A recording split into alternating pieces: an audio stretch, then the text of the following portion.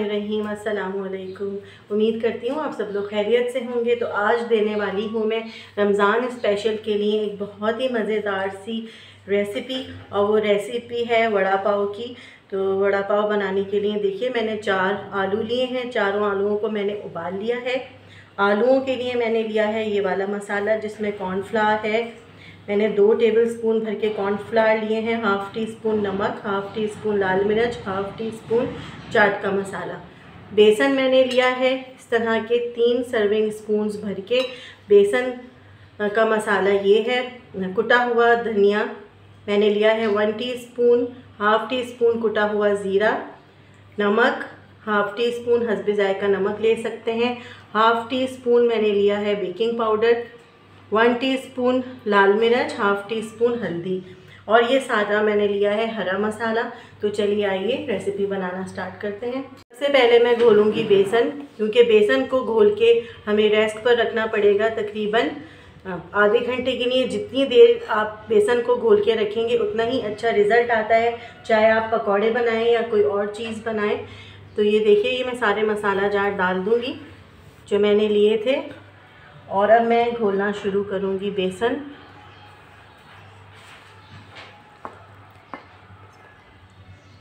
तो ये देखिए इसकी कंसिस्टेंसी ज़रा थोड़ी सी पतली होनी चाहिए, यानी कि पकौड़ों के बैटर के मुकाबले में इसको थोड़ा सा बिल्कुल पतला होना चाहिए। अब मैं इसके अंदर डालूँगी हरा धनिया, खूब सारा हरा धनिया डालें और इसको अच्छे से मिक्स करके एक तरफ रख दें आधे घंटे के लिए। आलूओं के छिलकों को उतार लें। आलूओं को मैंने छील लिया है। अब इसको पोटैटो मैशर से अच्छे से मैश कर देंगे। अगर आप गरम गरम मैश करें तो बहुत अच्छा रिज़ल्ट आएगा, जल्द ही पोटैटोज़ जो हैं वो मैश हो जाएंगे।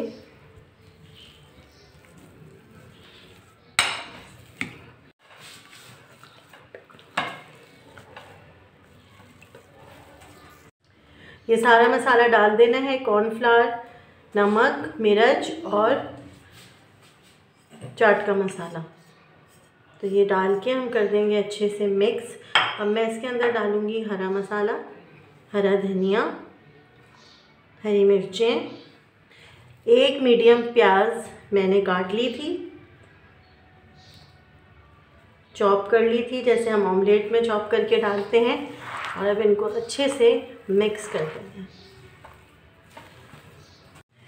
तो ये देखिए व्यूअर्स, अच्छे से मैंने पोटैटोज़ को, सारे आलूओं को जो है मैश करके इनमें अच्छे से मसाला मिक्स कर लिया। तब मैंने थोड़ा सा किया है अपने हाथ को पानी से गीला।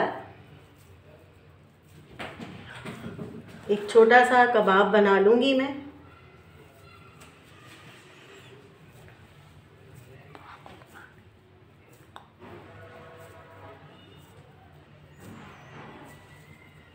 ये देखिए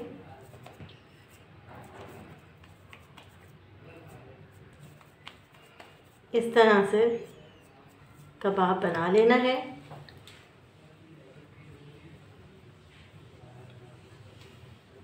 आलू के कबाब को ये देखिए जो मैंने बेसन घोला था मैं इसमें डाल दूँगी। बहुत आराम से डालना है, इसीलिए मैंने आपको कहा था कि बेसन की कंसिस्टेंसी यानी कि पतलापन जो है वो इस तरह का होना चाहिए, थोड़ा पतला होना चाहिए। जैसे हम आलू के पकौड़े बनाते हैं उनसे थोड़ा सा पतला। तो ये देखिए तलने के लिए रेडी है। कढ़ाई को मैंने पहले से ही रख दिया था हल्की आंच पर, यानी मीडियम से भी थोड़ी सी हल्की आंच पर। तो ये देखिए मैं डाल दूँगी इसके अंदर आलू का कबाब।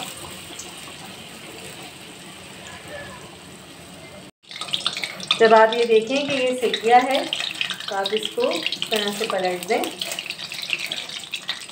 बिल्कुल परफेक्ट फ्राई हो रहा है, आंच भी बिल्कुल ठीक है।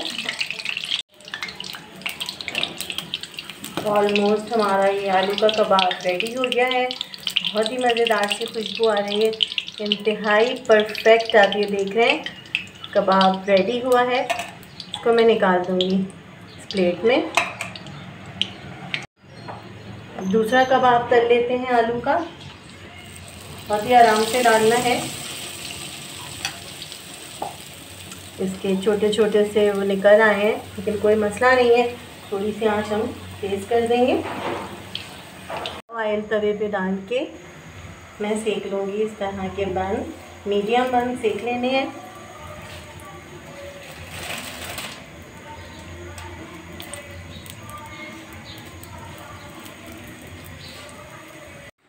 तो चलिए अब मैं बनाना शुरू करूँगी बन इस आलू के कबाबों के। तो ये मैं लगाऊंगी इस पर पुदीना, हरा धनिया और इमली की चटनी। ये मैं आपको अपनी कई रेसिपीज़ में ये इस वाली चटनी की वीडियो दे चुकी हूँ।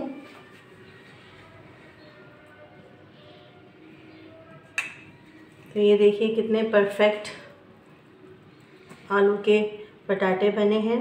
इसको मैं रख दूँगी इस पर।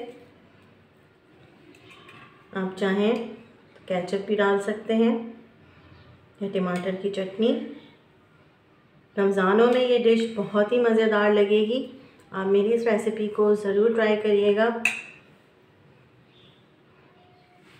मैंने कद्दूकश की थी गाजरें, आप ये देख रहे होंगे, थोड़ा सा कैबेज, थोड़ा सा प्याज भी डाल सकते हैं। ये देखिए रेडी हो गए। अगर आपको मेरी रेसिपीज़ अच्छी लग रही हैं तो प्लीज़ मेरी रेसिपीज़ को ज़रूर ट्राई करिए और मुझे कमेंट्स में ज़रूर बताइए। अपना बहुत ख्याल रखिएगा, मुझे दुआ में याद रखिएगा। अल्लाह हाफ़िज़।